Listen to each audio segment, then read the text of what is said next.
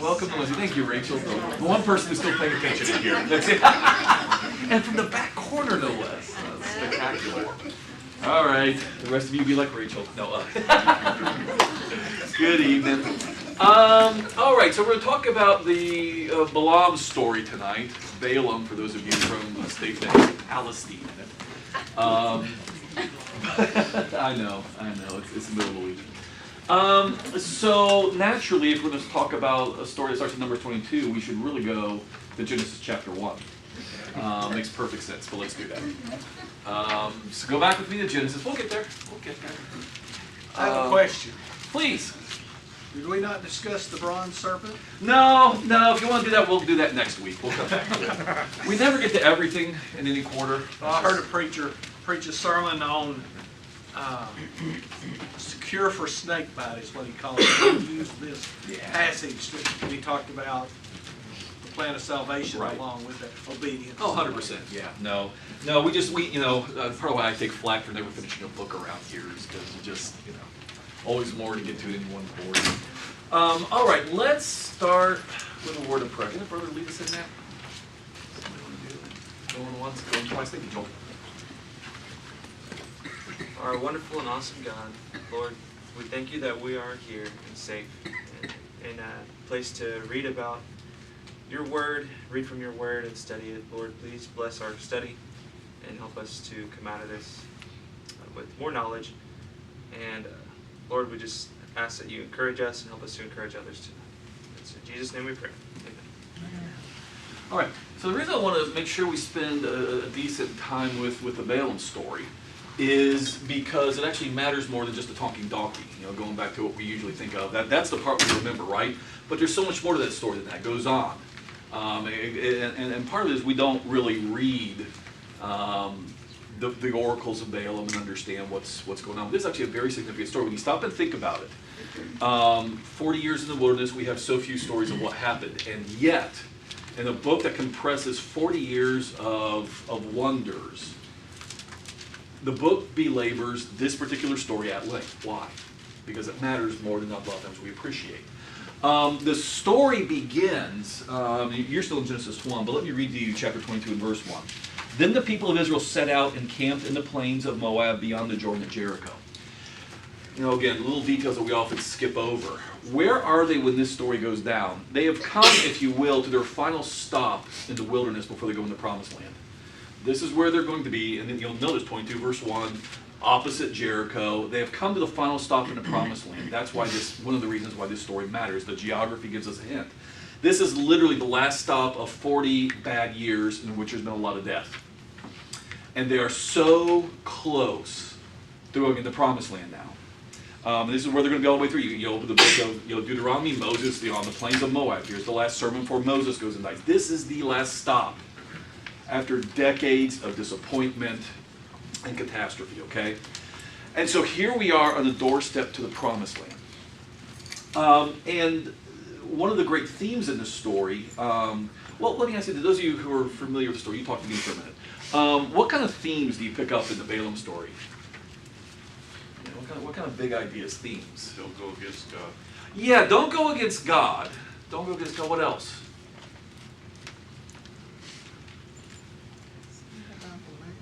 Come again? Sorry, you about to say again? It's not about the money or something. Okay, good. Yes.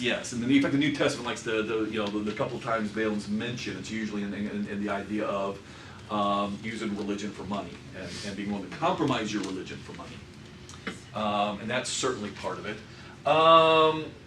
What about this? Balaam's technically called a seer. So what's funny about that? There it is. Because he's the seer who can't see.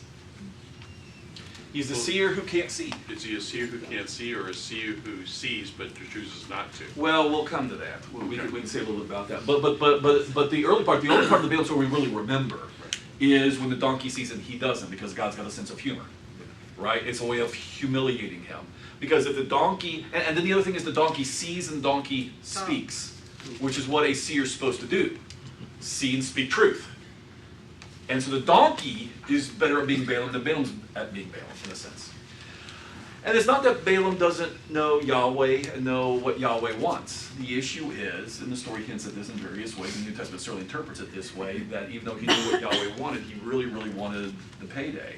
And so he was going to find a way to keep on. And but part of how we realize that is eventually where, even though if you know the story, by the time we get to chapter 24, the Spirit of Yahweh overpowers him, and instead of cursing, he utters this profound and significant blessing, actually. But then, the very next page, the great sin of Baal Peor is one of the places that Balak had taken Balaam to look at Israel. And what we find out later in chapter 31 is that was Balaam's idea. Balaam had a role, and if God won't let me, curse them and get my payday, I'll show another way to bring them down. Unlike mixing religion and sex, and that worked.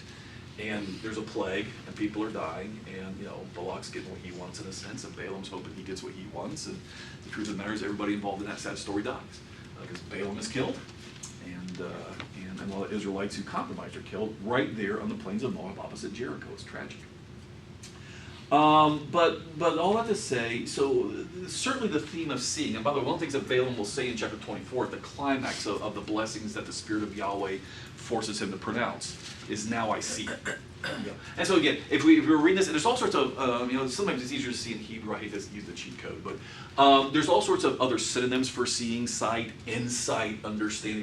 The whole thing is about seeing and not just the physical act, but just understanding what's really going on here. These aren't just people; these aren't just nations struggling with the work of God.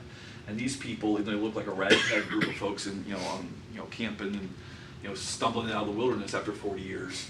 It's far more glorious what God's up to with these people than what it looks like. So, anyway, so there's that. But here's the other thing. But even above that, because again, we usually focus on that, and it's a significant key part of the story. But because of the donkey episode, if we catch the clever humor at all. But the real key words are blessing and cursing.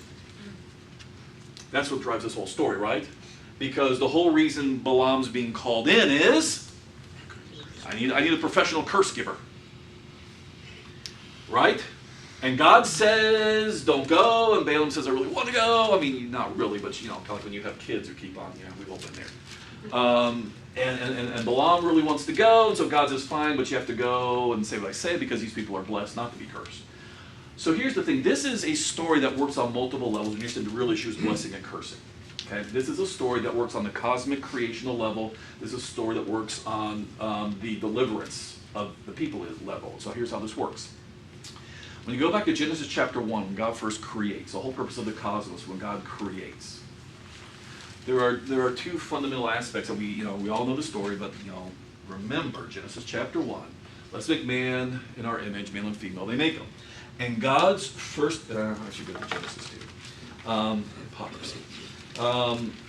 And so when you get to Genesis chapter 1, as God determines to make mankind in his image. So he created man in his own image, and the image of God he created them, male and female he created them. And what's the very next thing that's said in verse 28? Key word from tonight, Numbers. God wants to bless his creation.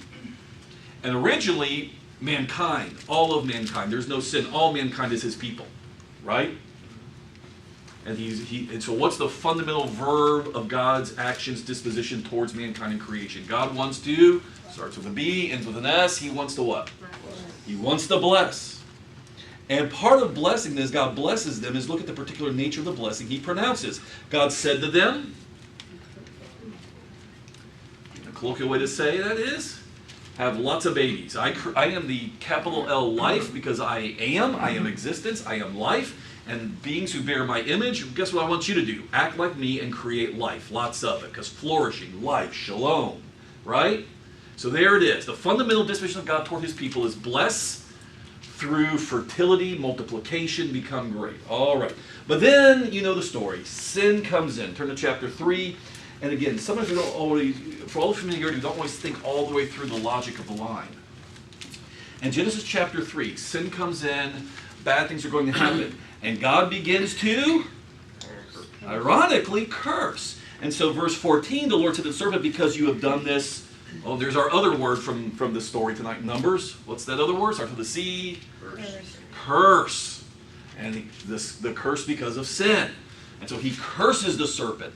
But then he says in verse 15, the first hope for mankind, and I will put enmity between you and the woman, between your, in Hebrew, seed and her seed, offspring.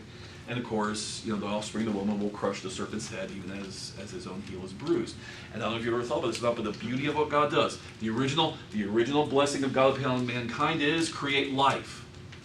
And so of all the ways God could choose to redeem, all the ways God could first offer the word of hope, it's through seed, a baby, making life.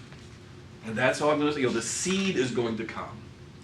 A new life is going to come in. That's going to shatter the evil that has done this, undo the curse, etc., etc. You with me?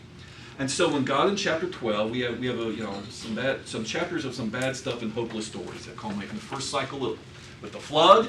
And then we come off the flood, new creation, hoping things are going to be better and different. But next thing you know, we're at Babel again, and once again, all mankind, just like in Genesis chapter 6, it's bad. And they were saying, what's the way out? Another flood? No, not another flood. The way out is Abraham. Start the Abraham project. And so again, when you think through the actual kind of logic of the Abraham promise, he calls a barren man and his woman. Women, his wife. People who are living under the curse, in the sense they're dead, death. They can't produce life.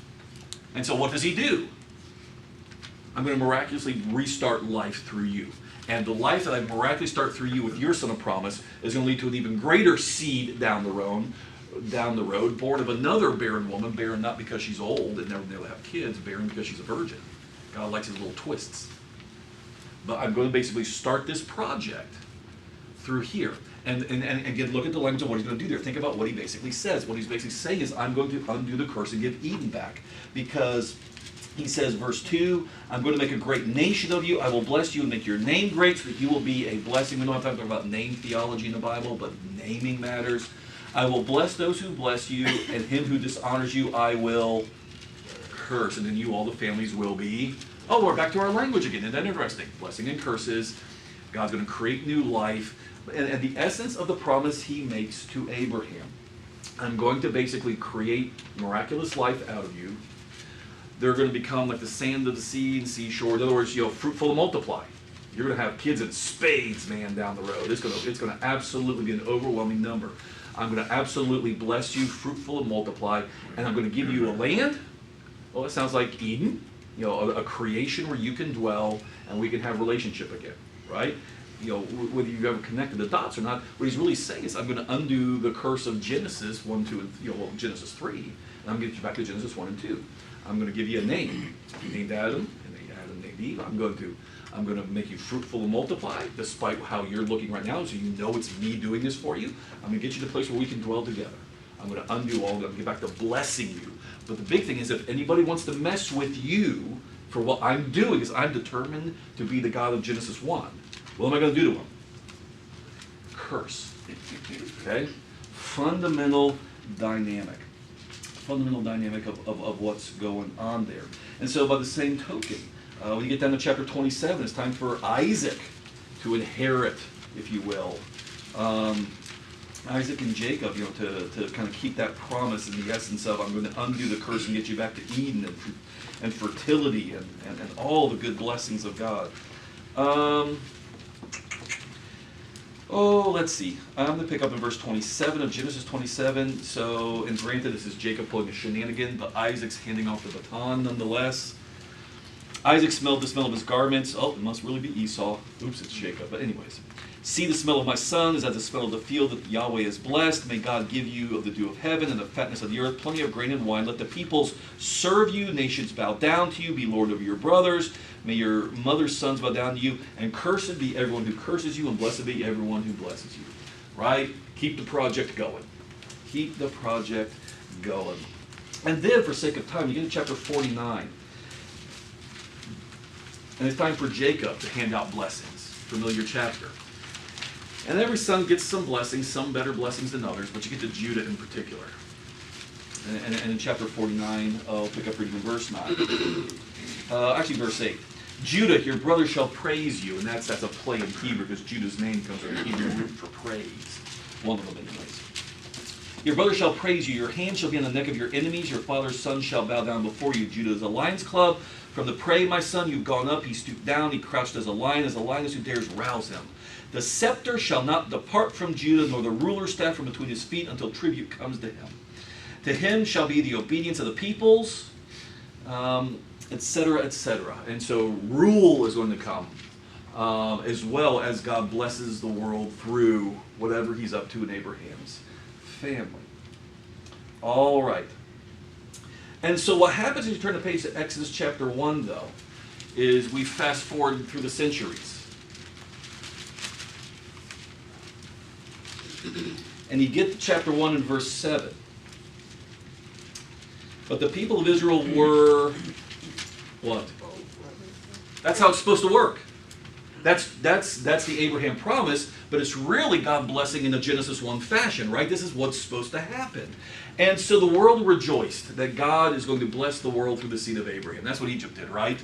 No, when they saw the fruitfulness and the multiplication of them, and they grew exceedingly strong, so the land was filled with them.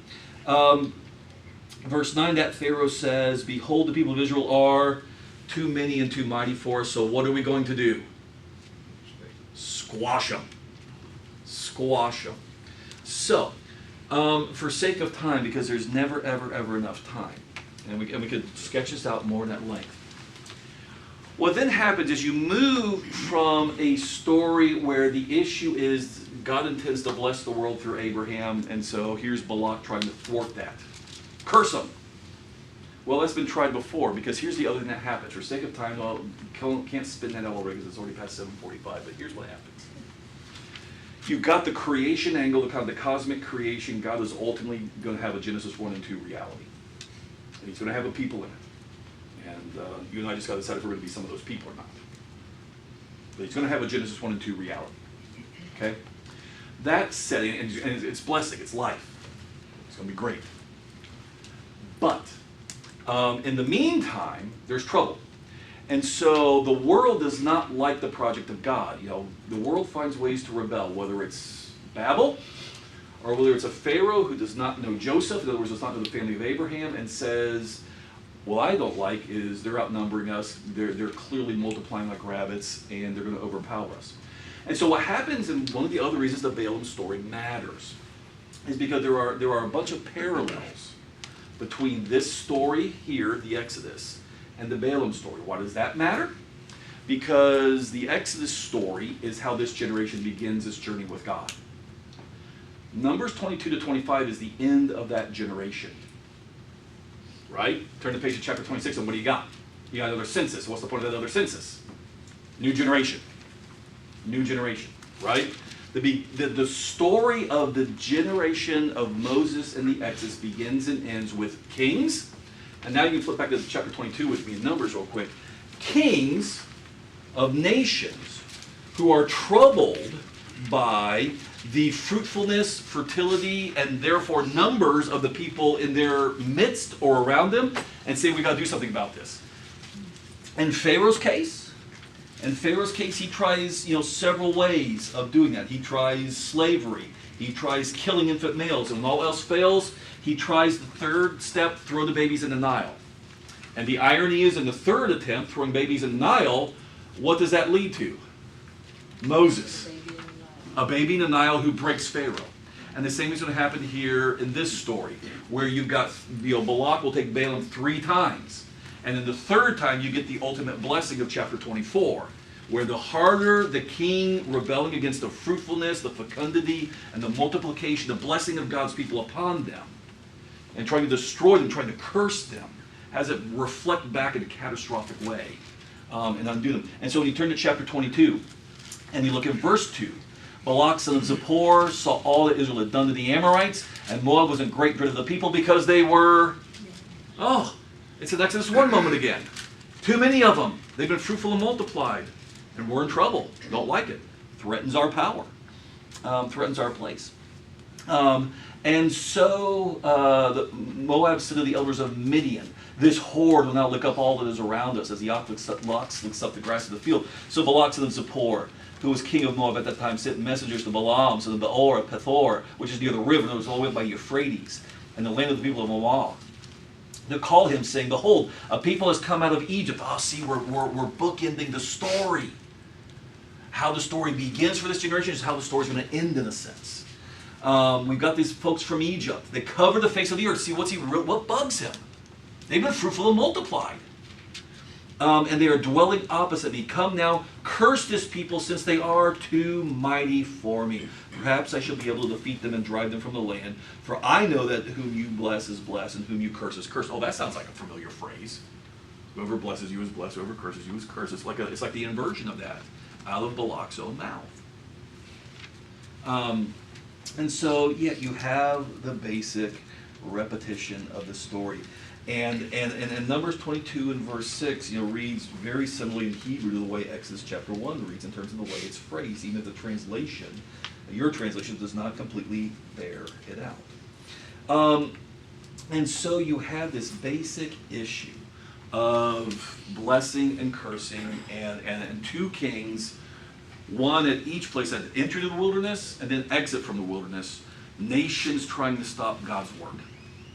Now here's the next step in kind of recognizing the larger significance of the story in the book of Numbers.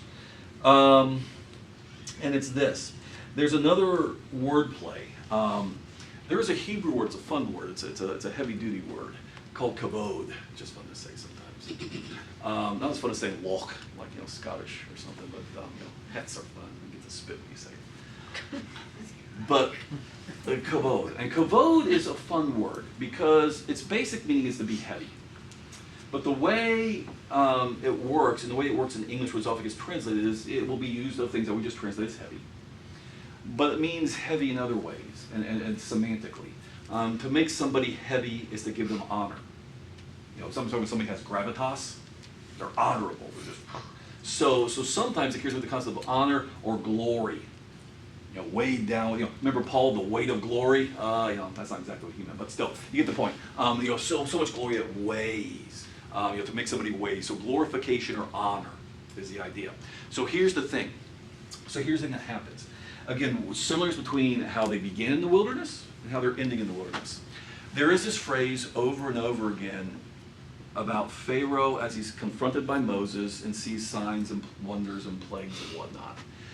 Instead of falling on his knees, confessing Yahweh is Lord, my gods are nothing, and letting his people go, Pharaoh repeatedly, what's the famous phrase? Pharaoh hardened his heart. Literally in Hebrew, kavod, makes it heavy.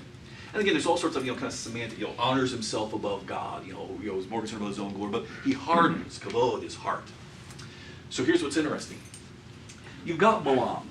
And Balaam's really, he kind of strikes honestly as a guy who really didn't have conviction. He's just for hire. He's not convicted. He's just mercenary.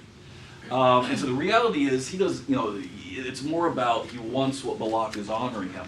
And the problem is, he says the right things. I can't speak but what Yahweh tells me. And so even the first time, no. And of course, if you read the story, we don't have time to read the story in detail, it's several chapters.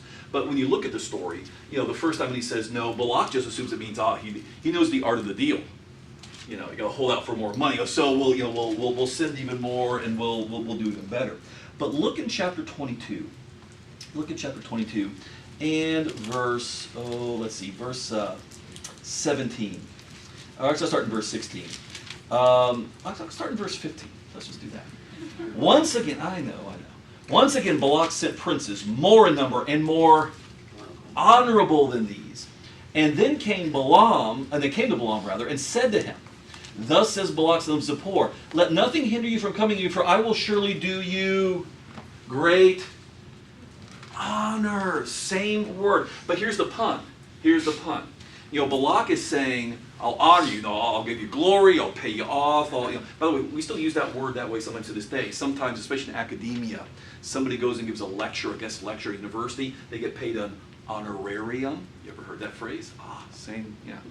Words are fun. Anyways, but here's the pun that's going on here. Just like, again, the parallels in the stories. You start with a Pharaoh who hardens his heart. Balaam has no conviction. He's just mercenary. But he's being hardened by Balak's repeated offers. Honor you really becomes the hardening of Balaam, and Balak just won't let it go and keeps on pushing on it. And so you get this idea. And so it shows up there in chapter 22 and verse 17. Drop down later in the story. After after, he should know better by this point, verse 31, Yahweh opened the eyes of Balaam. He saw the angel of the Lord standing in the way and the sword drawn, and learned the lesson. You were nearly a dead man because I know what you're doing, and you're sitting for the money. I know what you're up to. And so you drop down the verse, let's see, I think it's verse 37. Yeah. Balaam said to Balak, behold, I have come to you. Now, have I now any power of mine own to speak anything? I'm sorry, go back to verse 37. I'll get it right. Balak said to Balaam, did I not send to you? Why did you not come to me? Am I not able to honor you? But of course the pun is, what I'm really doing is I'm hardening you. Just like Pharaoh. Balaam wants the money. He wants the attention. He wants the glory. He wants the light on the resume, right? Everybody's seen how LinkedIn works. It's really cool to work a local job, but it's even cooler to work for a higher ranking company, right? As seen on, Fox News, as seen on CNN, as seen on MSN, that's really cool. I can say that, man. He wants honor, but it's hardening him. It's hardening him. And so again, the puns continue. The same thing, chapter 24, verse 11, when it just keeps backfiring, keeps on backfiring. The Lord, therefore now flee to your own place, Balak says to Balaam in frustration. I said I will certainly honor you, but the Lord has held you back from honor. And again, there's a bit of a pun there. You're not going to get paid, but the reality is Balaam is hardened, which is why he will help find a way for people to sin in chapter 25. Make sense? So there's still hardenings and stubbornness and refusals despite the interventions of God to submit to the fact that these are blessed people. These are God's people. Leave them alone. And so if we had more time, we could spin that out. We could spin that out a bit more. But what I want to do now is I want to go to chapter 24, and I want to notice, when strike three, and so Balaam is really overpowered this time to pronounce great blessing. And again, the blessings themselves, we don't have to look at them, but they're interesting, and they deal with fertility and just the essences of how God blesses. But what happens in chapter 24, these last couple of big blessings that kind of come in round 3, they go beyond the present generation. Balaam begins to see the end of the Abraham project. That this is going to be big. What's about these people are blessed. Moab's not going to stop them, just like Egypt didn't stop them. And they're going to get in the land, and big things are coming. God is going to do something big with this, so don't get in the way, or you're going to get steamrolled. And so what happens is, and again, chapter 21, let's just start in verse 1, and we're going to jump around a bit. But when Balaam saw it pleased the Lord to bless Israel, he did not go as at other times look for omens, but set his face toward the wilderness. And Balaam lifted up his eyes. That's the word that pops all over his eyes in this.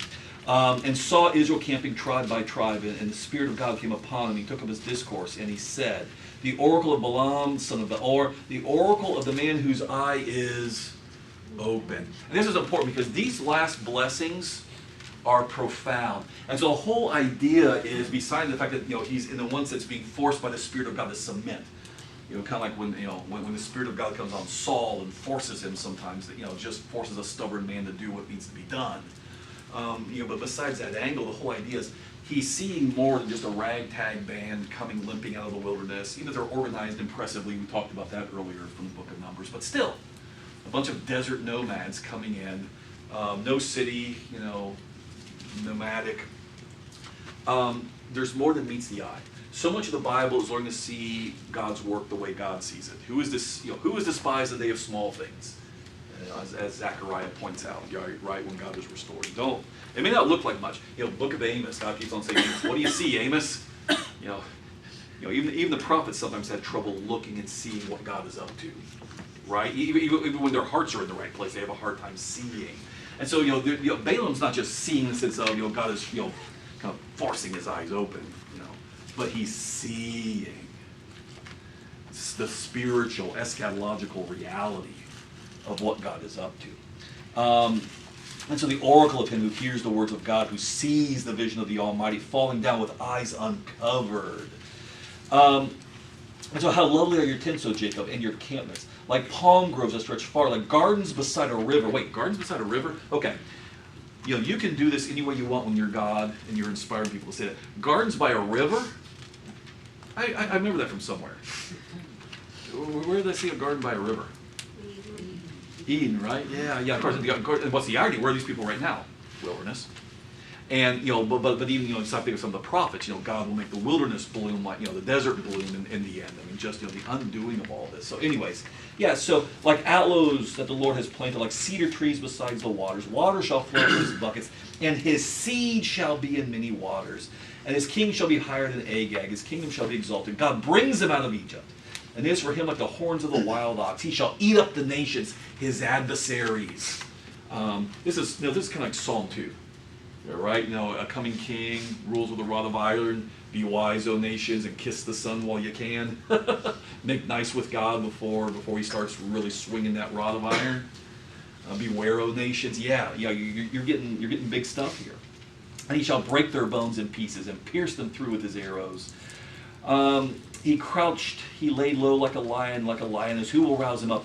Blessed are those who bless you, and cursed are those who curse you. Oh, see, that's what this story is really about. All right, but we're not done. Because, you know, Balak's frustrated. But verse 14, Balaam responds to Balak. You know, I told you, man, at the end of the day, I'm certainly in it for the money, but, you know, when you deal with these kind of things, sometimes you kind of, you know, the spirit gets you, pardon the pun. And so, verse 14, and now behold, I'm going to my people. Come, I will let you know what this people will do to your people in the latter days. And even in the Pentateuch, when you hear a phrase like latter days, you're not just talking about a week, a month, a year, 10 years from now. Latter days, almost always in the Bible, thinks eschatologically, messianically. And in the Bible, we miss this sometimes. Messianic is not just the first coming. Messianic is the second coming. In the Bible, it's all the Messiah's work, first and second coming. Messiah's not done yet, right? Does Jesus still have more promises to keep? Are there yeah, they're so that's the thing. And the Old Testament is already showing not just the first but the second coming. It's all messianic work. They blur it together sometimes, but it's the anointed of God doing the anointed of God's work. All right, and so he took up this discourse and said, the oracle, I'm in verse 15, the oracles of Balaam, son of Beor, the oracle of the man whose eye is opened. The oracle of him who hears the words of God, who knows knowledge of the Most High, who sees the vision of the Almighty falling down with eyes uncovered. And here comes more fun with seeing. The donkey got to see the angel. Balaam here at the end gets to see even more. I see him, but not now. I behold him, but not near. A star shall come out of Jacob, and a scepter shall rise out of Israel. Oh, we're back to Genesis again. We're back to Genesis. Both the beginning and the end, where at the end of Genesis, tribe of Judah, there's going to come a great king from you. And Balaam says, I see him. Not yet, but I see him. He's not near, but I see him. And it shall crush the forehead of Moab and break down the sons of Shem. Now, of course, what's interesting is, in the sense, the first Messiah was David. Right? He's the type. He's the shadow. And does David ultimately crush Moab? Yep. Go back and read Book of Samuel. Yep. He will put Moab in his place. Now, the great irony of that, though, is who was one of David's ancestors? Ruth. And what was Ruth? Yeah. Because, again, you know, God always welcomes Gentiles and people who aren't ethnically Jewish. So it was never meant to be an ethnic thing, pure and simple. But eventually, David will deal with Moab. But it's bigger than that. It's not just, you know, eventually some centuries down the road, Moab's going to show up. Keep reading. Edom shall be dispossessed. Seir also and his enemies shall be dispossessed. Israel is doing valiantly. And one from Jacob shall exercise dominion and destroy the survivors of the cities. And for sake of time, because we're really about to get in trouble here, drop down to verse 23. Where we go beyond and we look towards something really, really big. And he took up his discourse and said, Alas, who shall live when God does, when God comes and starts smashing nations through the rule of this guy who I see, but he's not near and not yet. But when God, through this guy who's come and starts smashing the nations. Alas, who shall live when God does this? But ships shall come from Kittim and shall afflict Asher and Eber, and then he too shall come to destruction. And then Balaam drops the mic and walks away. This is big, because here's the thing. Ships of Kittim. Sometimes Kittim can be associated, Asher. Asher is often associated with Assyria and Eber, and similarly Mesopotamia peoples. And back in this era, with Moses' day, sometimes if you've ever heard this, we talk about the Assyrian Empire later. It's really the Neo-Assyrian. Any of y'all ever heard the Assyria Bible called the Neo-Assyrian Empire? The reason it's called the Neo-Assyrian Empire means that there was something before. This era, there was a thriving civilization there in Mesopotamia, in that region before. Asher, is the Hebrew for Assyria, or that region anyways. It's a name that gets recycled a bit. So you've got Asher and Eber. So in other words, you've got the great civilizations of the East. But eventually, ships of Kittim will come. Ships of Kittim means those seagoing people will come. Initially, sometimes, not much, but associated ships of Kittim with the Philistines. Philistines were not ethnically Semitic. They were literally known in other inscriptions and artifacts as the sea peoples. They were really kind of closer to the Greeks, kind of Mycenaean and whatnot, kind of coming from Crete, Cyprus, up that way, the sea peoples. And they become the Philistines, eventually settled. But ships of Kittim, by the time we get to Daniel chapter 11, remember Daniel has visions of the coming Messiah. Daniel sees all the coming kingdoms. Eventually, in the days of that fourth kingdom, God will set up an even greater ruler, right? You with me? And he talks about Daniel chapter 11, the coming of the ships of Kittim, who were generally understood to be the Romans. And so what you really have here is, what I would argue is, you have an end times picture in which you have eventually the East being subdued by the West. And then overall that eventually he, the coming one who's not near and not yet, who will subdue the ones who have been subduing everybody else. It's an anticipation of, in the days of those, in the days of that fourth kingdom, and the ships of Kittim, when the Romans come. This guy that really is, it's not the first coming of David, it's the second coming of David is what he ultimately sees. And God will do something really great through these people. In other words, this bringing of the people into the land will become ultimately God's bringing the Messiah into the world. And in his days, he will set up a rule in a kingdom that will not end. Right? Sound familiar? Kind of, sort of? Too much, too fast? Shock? Despair? Saying, oh, I feel more like the donkey right now. Eventually, somebody, Balaam says, you tried to stop him. You're not going to stop God's project. He's going to bring his ruler, and he's going to have his kingdom, and his ruler is going to smash all nations. Psalm 2. And he will have his kingdom. He will have his way. You're not going to stop what God do. And God will bless the world. There will be blessing. God will bless the world through this project. He sees the end at the beginning in the plains of Moab. Make sense? And so God lets a pagan in on the secret. And again, what's the whole point? You think you just see some people here. You have no idea what you're really looking at. You have no idea the enormity of what you're looking at. And you just see this group of desert-dwelling people camped around some weird tent in an altar, wandering for 40 years. And the other thing that's important about that as well is, as the bell catches us, this is the end of that Exodus generation. That's why there's parallels. We don't have time to flesh them out fully, but there's parallels between the Exodus story and this story. But here's the thing. As much as it sounds glorious, as chapter 24 wraps up, what happens in chapter 25, the last actual story of the Exodus generation? What actually happens? Another fall. Bad sin and more plague and death. Another fall. And so again, there's always that right when you think, finally, man, this thing's going to be up some momentum of its own, the project of God's really going to get going well, human sin keeps on entering back in, human failure collectively. And so you're about to have another fall after you have a very hopeful moment here in chapter 24. Another great fall. But here's the point. God's project will not be thwarted. And so despite all the death, you have a good guy named Phineas who shows up. God gives him an everlasting covenant of peace because he's a guy who gets it. And you turn the page of chapter 26 and there's hope. They're still fruitful and multiplied. There's a whole new list of names and generations. And we still have a chance to pull this thing off. God will not be thwarted. And so part of what the Bible emphasizes over and over again is, boy, we're sinful. And boy, God is amazing in how he still finds ways to give the blessing he is determined to bring to his people and his creation. It will happen, no matter what. All right, we're done. See you next week.